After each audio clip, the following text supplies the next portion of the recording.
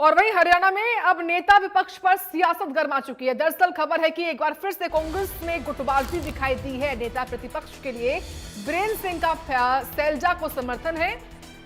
उन्होंने कहा कि बदलाव की लड़ाई का नेतृत्व बहन करेगी। मेरी उम्र हो गई है, हुड्डा भी मेरे से 1.5 साल ही छोटा है। बीरेंद्र सिंह के बयान पर भूपेंद्र हुड्डा ने जवाब दिया, कहा कि मैं ना तो रिटायर हूं और ना थका हूं।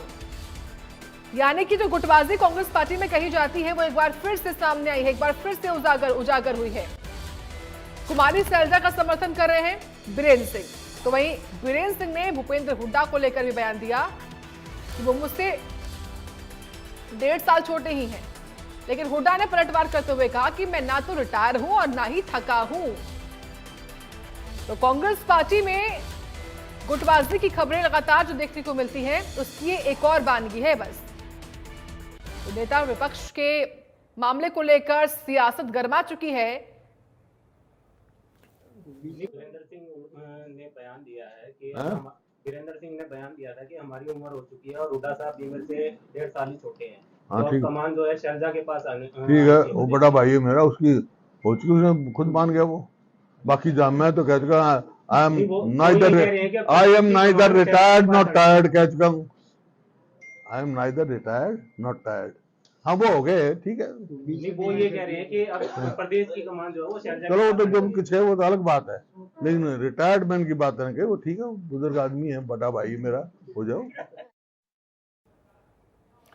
और भूपेंद्र हुड्डा ने एक तरफ तो बीरेंद्र सिंह के बयान का पलटवार किया है, वहीं दूसरी ओर लगातार 3 बार सदन में नेता प्रतिपक्ष न होने के जवाब में कहा कि नेता प्रतिपक्ष है तो सही, हम विधानसभा में मुद्दे पूरे जोर से उठा रहे हैं। 25 के करीब सरकार को फैसले लेने पर मजबूर किया है। साथ ही बैठे उनके विधायक और पूर्व विधायक ने कहा कि नेता विपक्ष भूपेंद्र हुड्डा है। तो पूछते हैं नेता है, नेता है और क्या है। कांग्रेस जो है, हमारे विधायक हैं 37, उसने देखा नहीं, असेंबली में देखा नहीं आपने।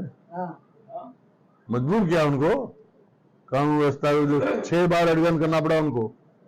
मजबूत विपक्ष हमारी भाई। अब मुद्दा 12 तो पूछते हैं, हम किस मुद्दे पे हैं।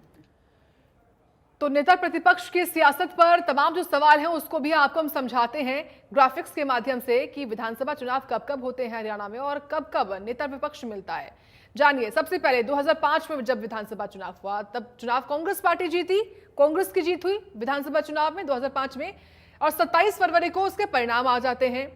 27 फरवरी को परिणाम आने के बाद मार्च के पहले सप्ताह में प्रदेश को नेता विपक्ष मिल जाता है ओपी चौटाला के रूप में। उसके बाद 2009 जब इनेलो सत्ता से फिर से दूर हुई, 2009 विधानसभा चुनाव में 22 अक्टूबर को परिणाम आ गए थे। 22 अक्टूबर को परिणाम आने के बाद, परिणाम कुछ ही दिन के बाद जो है वो एक बार फिर से ओपी चौटाला नेता प्रतिपक्ष बन गए। 2014 विधानसभा चुनाव भी जानिए, जहां पर चुनाव परिणाम 19 अक्टूबर को आए थे और चुनाव परिणाम आने के 8 दिन बाद अभय चौटाला नेता प्रतिपक्ष बने।